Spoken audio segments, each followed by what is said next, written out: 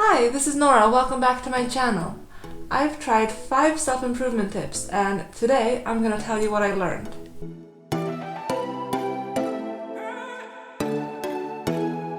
If you've ever watched self-improvement videos on YouTube or read blogs on self-development, then you will know that there's an almost infinite amount of resources out there with tips and lists and habits that you can adopt that will change your life.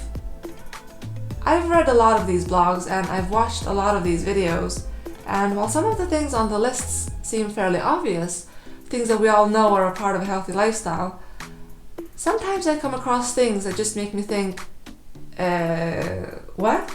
So that's why I'm making this video. I want to know if these self-improvement habits will in fact change my life as promised. In order to do that, I'm going to put them to the test. Now, you might have heard it said that it takes about 21 days to form a new habit.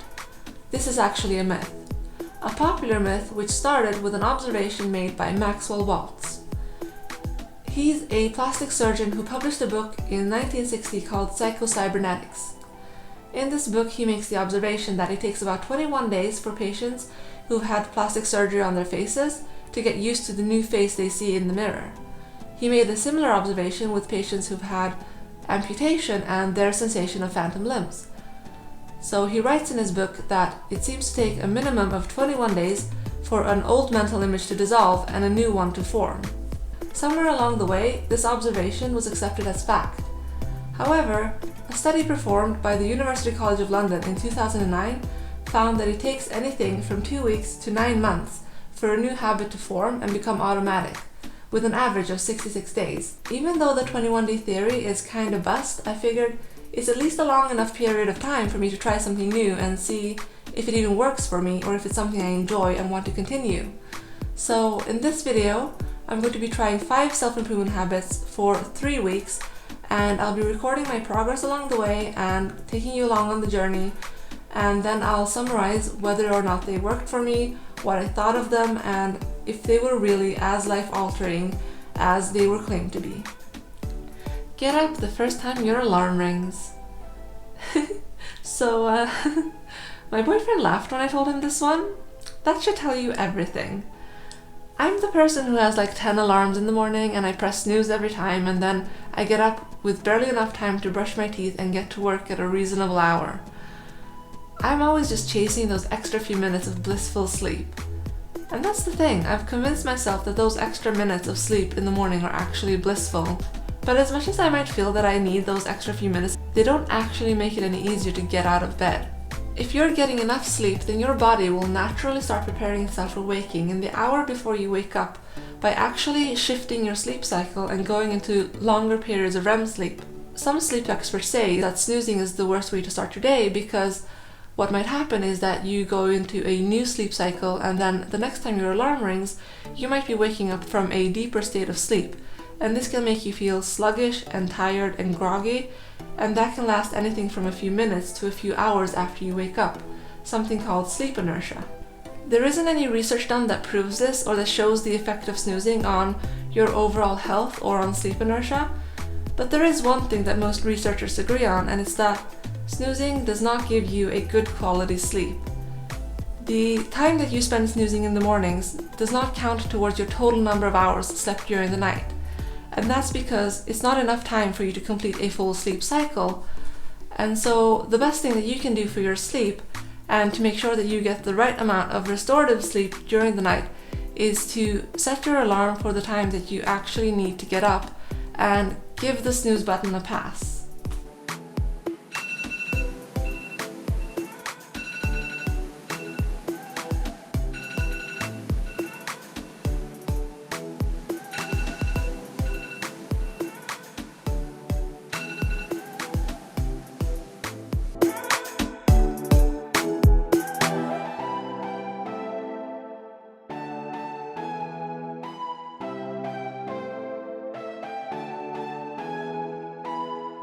So the results from this. I found this one pretty hard. It was kind of easy in the beginning, but then it got harder. I think I was just so used to having like 10 alarms in the morning that some mornings I just turned the alarm off and then I didn't get out of bed straight away, which was the worst mistake. because then I just didn't even notice myself falling back asleep, and the next time I opened my eyes, like 20 minutes or half an hour had passed. I think I'd always convinced myself how amazing those extra few minutes were in the morning when I just got to sleep in between my alarms, but thinking back on it, they weren't actually all that great. And they always resulted in the same outcome, which was me rushing around and not having enough time in the mornings and cursing myself for sleeping in too long again. This is a habit that I will continue and that I have continued since I finished those 3 weeks. And it's partly because I obviously know that snoozing is bad for your sleep, and also partly because I don't want to go back to subjecting my poor boyfriend to multiple heart attacks every morning. He is definitely happy that the snooze button is a thing of the past. In the end, I guess I learned that I don't need the snooze button like I thought I did, and I probably feel better without it. Make your bed first thing in the morning. I've heard this one so many times by so many different people, from a Navy SEAL admiral to what feels like every single self-improvement YouTuber. Making your bed when you wake up is supposed to give you a sense of accomplishment and pride at having completed a task the first thing in the morning, and that's supposed to prepare you for taking on the world. It's supposedly such a powerful habit that Charles Duhigg, the author of The Power of Habits, calls it a keystone habit. That's a good habit that will automatically lead to the formation of other positive habits in your life. The idea that something as simple as just making your bed in the morning is going to make you a more productive and efficient and accomplished person sounds so far-fetched that I just have to try it.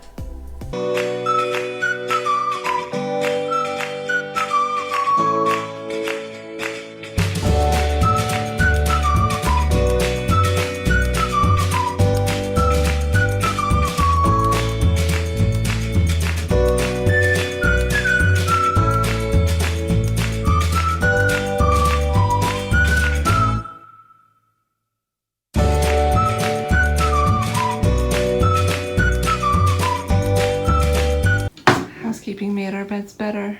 So what are the results from this? Is it nice having my bed made? Yeah. Did it change my life? Meh. Honestly, making the bed every morning isn't really practical for me because my boyfriend and I live together and often we'll get up at different times. So for the sake of this video, I was making the bed on top of him, but obviously that doesn't really make sense to keep doing in the long term. I might keep making the bed when we get up at the same time, but I don't really feel like it's had any huge impact on my life. Maybe it would be different if I spent more time in the bedroom, like if I had a desk there and I did work, then I could see how I would want it to be neat and tidy.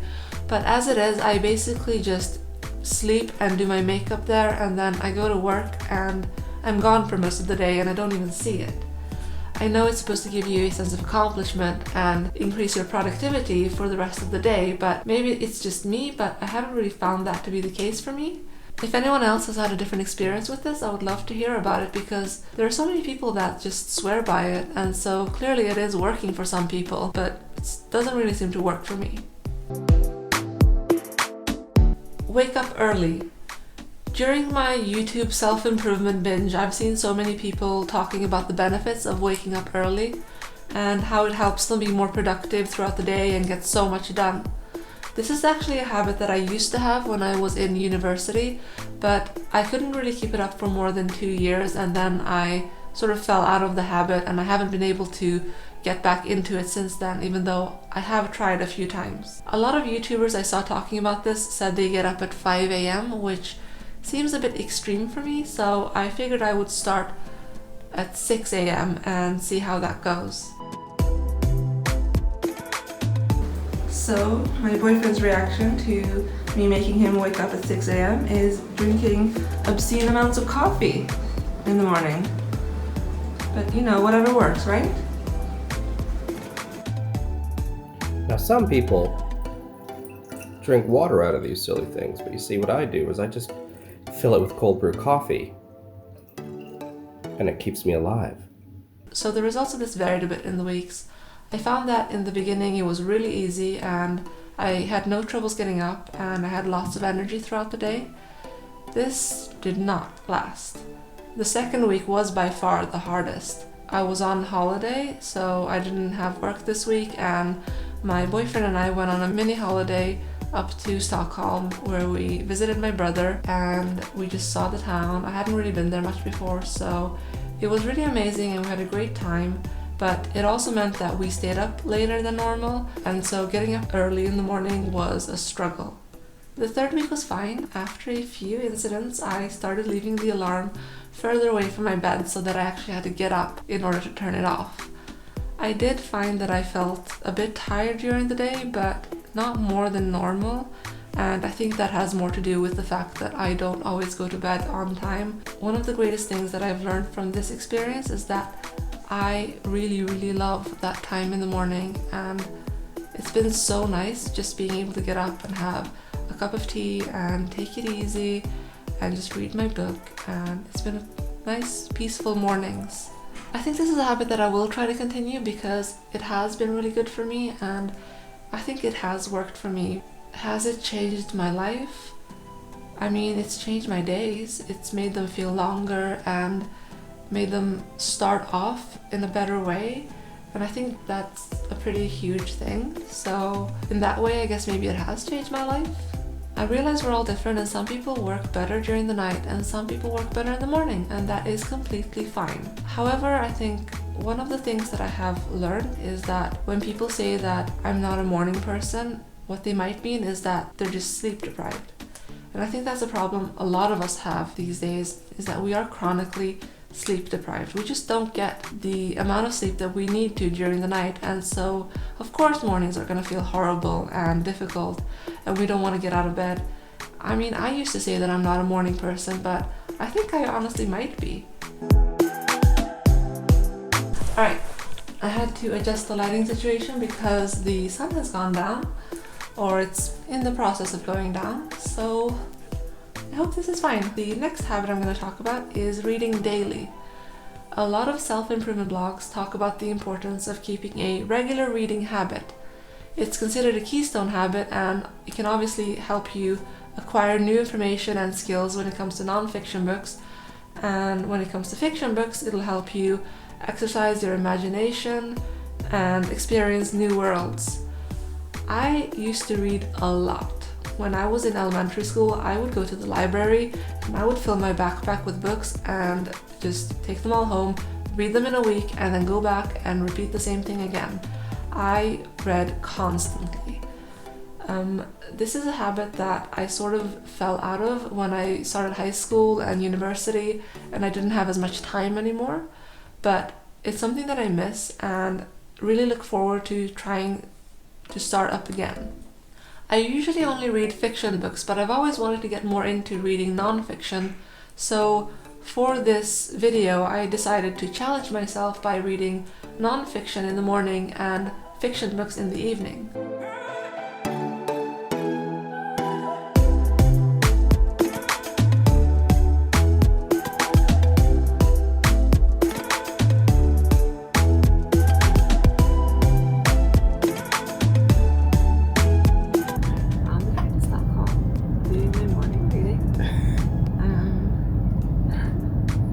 This has been really good. Books used to be such an important part of my life and I have missed it. I've just missed losing myself in a book and just sitting there for hours and reading until you just lose track of time. It's a magical feeling and I just remember it as such a strong and important part of my childhood, and it's been really nice rediscovering that and going back to it. And it's not something I ever want to stop doing again. One of the things I've learned is that making time for reading is not actually as hard as I thought it was, and all of the excuses I've made were just excuses. Getting up early has obviously helped, but even in the evenings I've been able to make some time. Another thing I've learned is that in the past I've sort of always waited until I was in the mood for reading, which sometimes I can go a long time, like weeks or months without actually being in the mood. But when I start reading, it'll take like a few pages, but then I'll get into it and I can get lost in the story even though I wasn't in the mood when I started. It's also been great reading non-fiction books, and I want to keep doing that, so that's a habit that I think I will definitely continue. Has it changed my life? I mean, I think that reading has been so special to me throughout my life that it has changed my life. It has shaped my life. It's been just an important part of me for my whole childhood. It's an important part of me now, and I'm happier when I read. So this one I will say that yes, it did change my life. The final habit I'm going to be trying out for this video is exercising regularly. Now, I know I don't need to tell you guys that regular exercise is good for you. It reduces your risk of cardiovascular disease, it helps you maintain a healthy body weight, it can reduce the unhealthy cholesterol levels in your blood, it can help control your blood glucose levels if you're diabetic, it can reduce your anxiety and improve your mood. Even though all of us know the benefits of exercising, a lot of us struggle to keep up a regular exercise routine, and I am definitely guilty here. The guidelines for how often you should be working out say that you should be doing at least 15 to 30 minutes of exercise every day, depending on if it's moderate or vigorous exercise.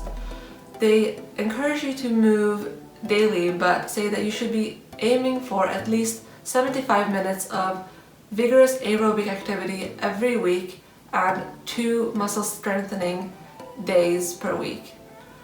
I think the most important thing here is for you to find what works for you and something that you can maintain long term. If working out for shorter periods every day works for you, then that's awesome. But I think that for me, I would find that harder. So I'm trying and aiming for working out at least 3 times a week.